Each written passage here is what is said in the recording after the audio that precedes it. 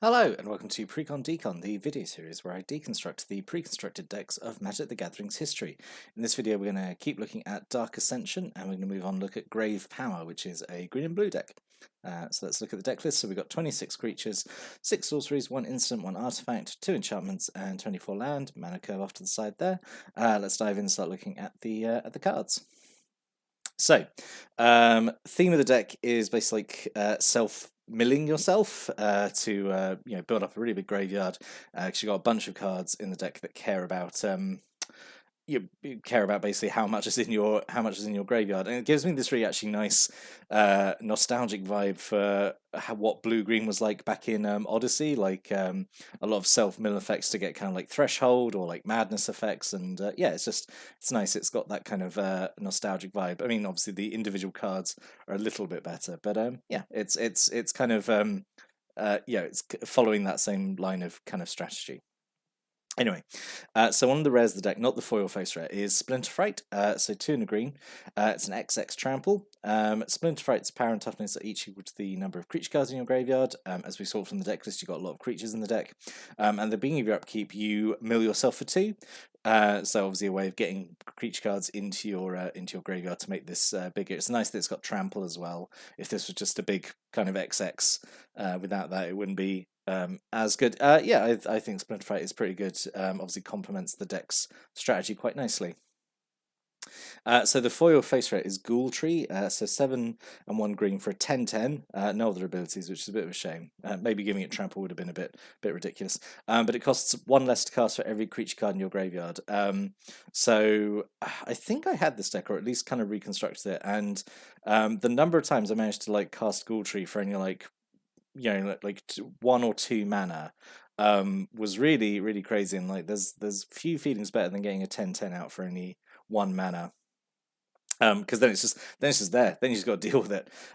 So yeah, it's I think it's pretty interesting design to make it cheaper. Yeah, it's just a shame that it is just a 10/10. It can be chump blocked kind of forever. I think there's a few ways around that in the deck, but yeah, I think it's okay as a foil face rare. Very intro pack rare, I feel.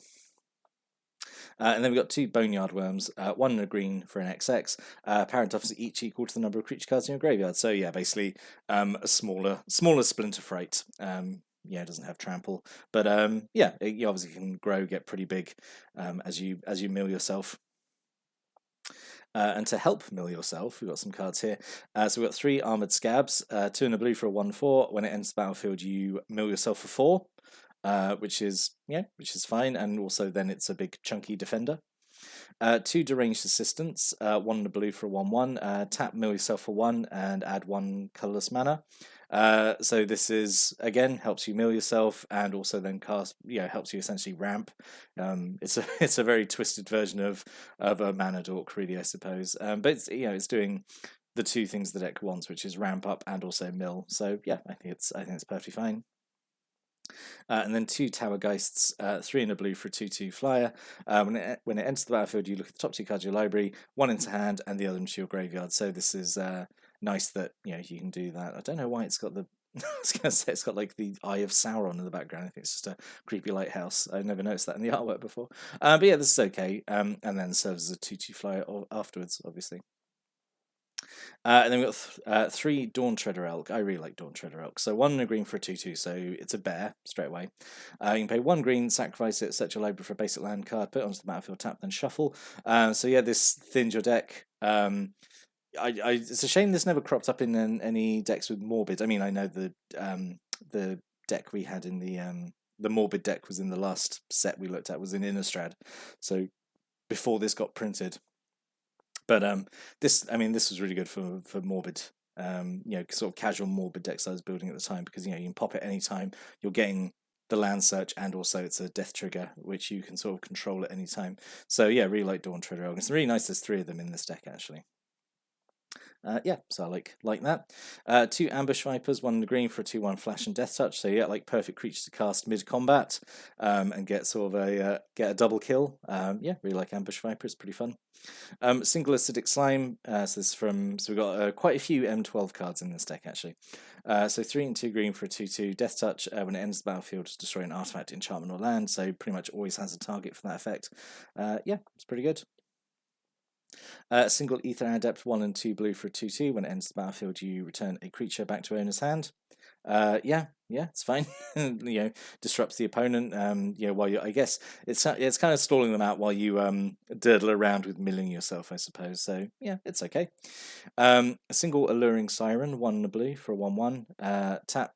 Make a creature attack this turn if able. I'm not sure this is an effect the deck really wants, honestly. This feels like a weird choice. Because I mean, I guess you've got like the Ambush Vipers and stuff, but and I suppose it does disrupt an opponent as well because like the creature you want to hold back to defend or whatever is now to attack, and like I guess you can make it crash into like a Ghoul Tree or something. But yeah, this just feels like a weird effect that I'm not sure the deck really wants. So weird choice for inclusion.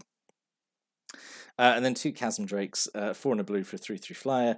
Whenever it attacks, another creature you control gets flying till end turn. So this goes really nicely on Splinter Fright or the Ghoul Tree to make them big flyers, give them a bit of evasion. But yeah, a lot of M12 cards in this deck. But I like Chasm Drake. But yeah, it is a lot of M12 cards in this deck. Oh, and here's some more. And then a Brindle Boar, just 2 and a green for a 2/2. Sacrifice it, gain 4 life. Sure. Sure. Pretty sure there were like fairly good cards within just Innistrad and Dark Ascension that could have been here instead of all the M12 cards. But and then 2 Hollow Henge Beast. It's just 3 and 2 green for a 5/5 vanilla. Sure, sure. I mean it's big and chunky, but like yeah, sure, I guess. And then 2 Moon Herons, 3 and a blue for a 3/2 flyer. Again, yeah, fine. Bit boring, functional, I suppose. We've sort of like we've sort of drifted off theme there, but now we're back onto it. I feel like they just went like, oh, we just need a bunch of creatures because the deck cares about filling the graveyard with creatures. Just grab a bunch at random and we'll just throw them in. It's fine. They'll get milled anyway. They'll never get played. So we've got a single Gnaw to the Bone, 2 and a green. You gain 2 life for every creature card in your graveyard, and you can flash it back. So this is okay, because again, you're milling like a bunch of creatures. You could potentially gain a lot of life off this. It's kind of boring that life gain is all it does, but if it helps keep you in the game, that's fine. What's a lot more interesting is Grim Flowering. So 5 and green, you got 2 of these. Draw a card for every creature card in your graveyard. This is quite good, considering how much you're trying to mill yourself or like get creatures into graveyard with their own like with Dawn Treader Out, like its own sacrifice effects, that kind of thing.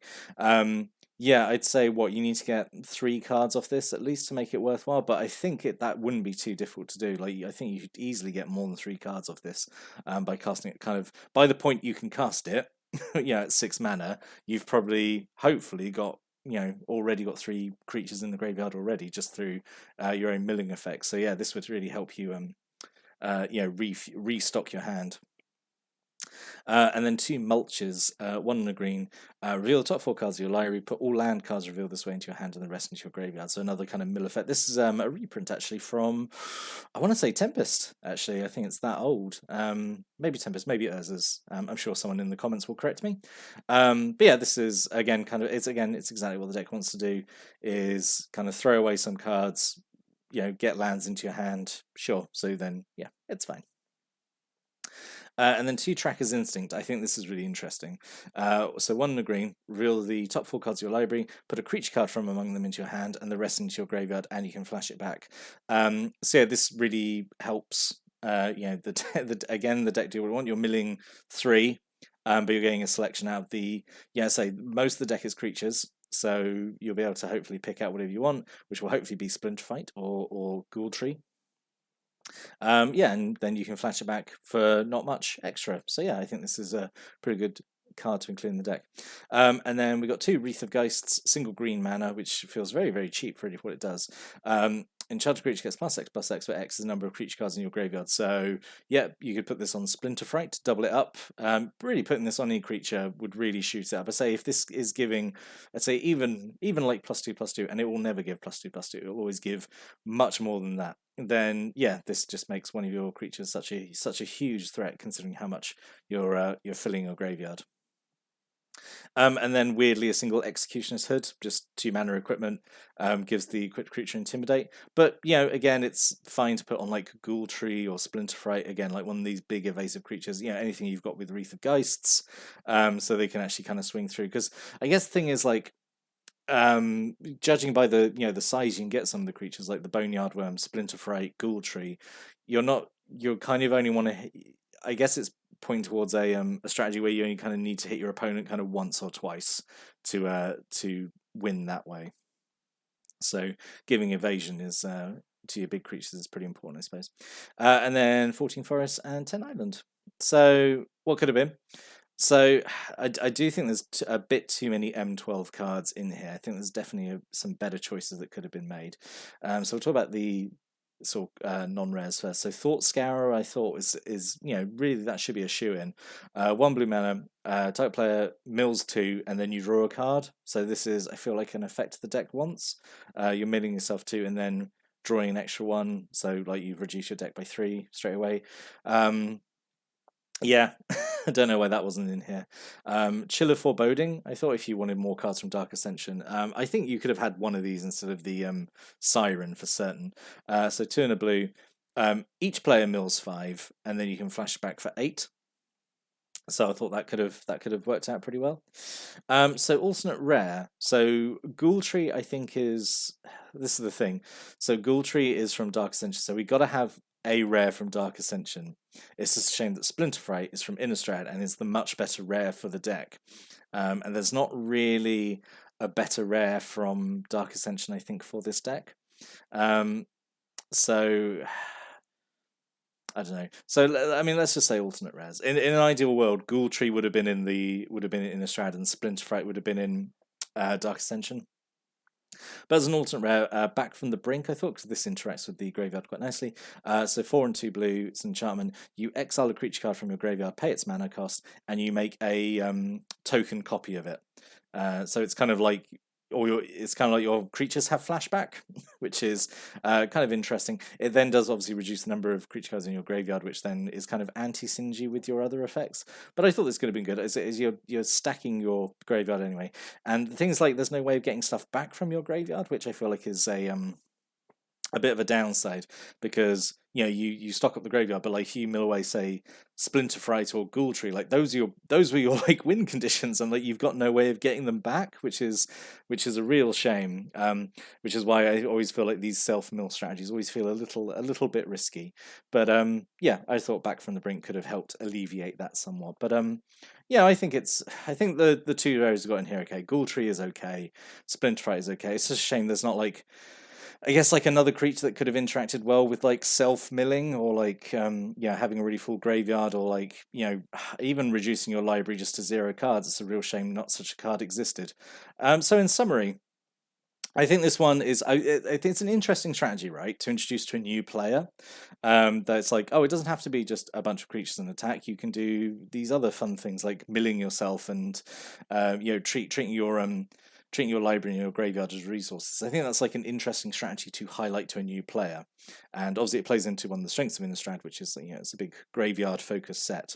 So in that regard, I think it deserves a bit of, I commend it for that. But yeah, I just wish, I don't know, it didn't have as many M12 cards, and I wish it had some ways of getting stuff back from your graveyard, just in case you accidentally milled the stuff you need, But what are your thoughts on this deck? If you've got any thoughts, stories, comments, opinions about this deck, or kind of like self-milling as a strategy, that would be interesting to hear people's opinions on that. But I'll be back next time, go look at another Dark Ascension intro pack. But until then, thanks for watching and listening. Have a good day.